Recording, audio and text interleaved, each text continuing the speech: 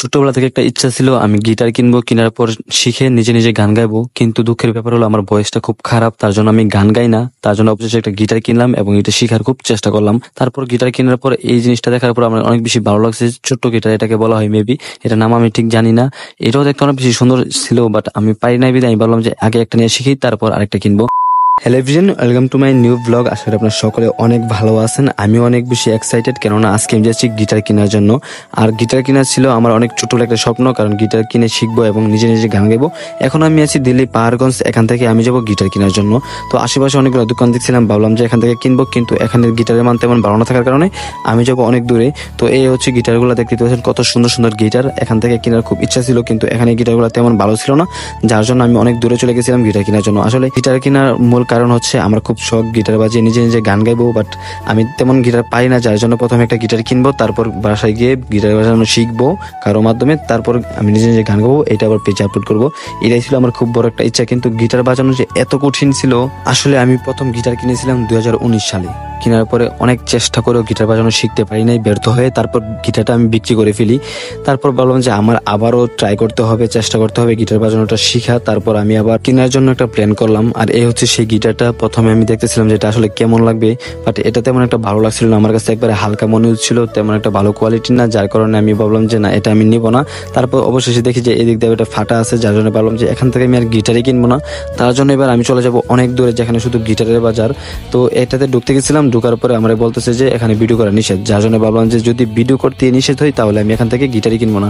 তার জন্য আমি চলে গেলাম আরেকটা দোকানে। এখানে গিটারগুলো দেখার পর আমার মনটা অনেক বেশি ভালো হয়ে গেছে, কারণ এখানে গিটারগুলো দেখতে এত বেশি সুন্দর ছিল যে আমি আপনাদেরকে বলে বোঝাতে পারবো না। তারপর এগুলোর দিকে চোখ গেল, যাওয়ার পরে আমার অনেক বেশি ভালো লাগছিল। এগুলো এত ছোট ছোট কিউট দেখতে, অনেক বেশি ভালো লাগছিল। একটা বড় ভাই ছিল আমার সাথে, সে অনেক বেশি পছন্দ করছে, তার সাথে সাথে হাতে নিয়ে নিছে, বলছে যে এই গিটারটা না, ওই গিটারটা অনেক বেশি সুন্দর।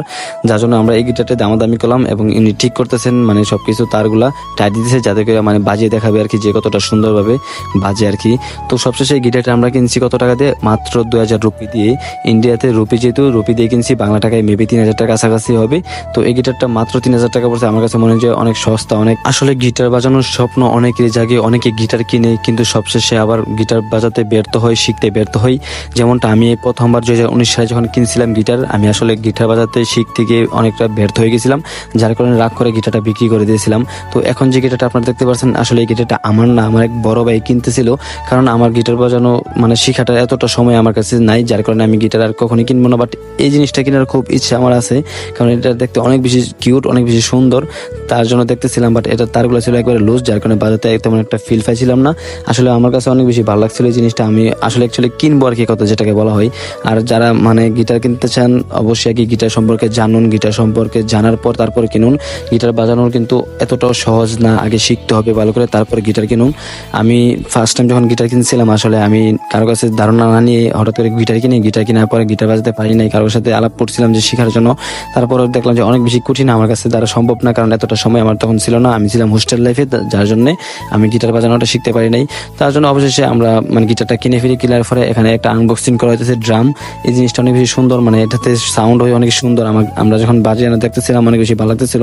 তো এগুলো আপনারা চাইলে যারা গান বাজনা করেন এগুলো কিনতে পারেন। এগুলো মানে তেমন দাম না, মাত্র 2200 রুপি এটা বলছিল, আমি শুনছিলাম। আসলে আমার কাছে মনে হয় যে যারা গান বাজনা করে এগুলো তাদের অবশ্যই দরকার। আর আজকের ভিডিওটা আপনাদের সবার কাছে রিকোয়েস্ট থাকবে, আমার ভিডিওটা শেয়ার করেন, কারণ আমার ভিডিওতে তেমন ভিউ নাই, আপনাদের শেয়ারই পারে আমার ভিডিওতে বিয়ে আনার জন্য।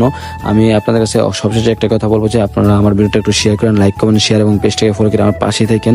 অবশেষে আমরা এখান থেকে বের হয়ে যাবো। বের হয়ে যাওয়ার আগে ভাবলাম যে এখানে আপনাদেরকে দেখাই কি কি পাওয়া যায়। শুধু যে গিটার পাওয়া যায় তা কিন্তু না, এখানে ঢোল অনেক কিছুই পাওয়া যায়, হারমোনিয়াম থেকে নিয়ে যা কিছু সব। আমার কাছে মনে হলো যে এখান থেকে গিটার কেনাটা আমার কাছে মোটেও দাম হয় নাই, যার জন্য আমরা এখান থেকে গিটারটা কিনে নিলাম। কেনার পর অবশেষে আমরা এবার চলে যাব। ভাবলাম যে যাওয়ার আগে আপনাদেরকে একটা কথা বলেই যাই, আপনাদের কাছে একটা রিকোয়েস্ট সবার কাছে, যদি আমার ভিডিওটা ভালো লাগে থাকে অবশ্যই লাইক কমেন্ট শেয়ার এবং পেজটাকে ফলো করে আমার পাশে থাকবেন। আর গিটার হচ্ছে এই ভাইয়ের, যে ভাইয়ের হাতে আপনারা দেখতেছেন। তো ভালো থাকেন, সুস্থ থাকেন।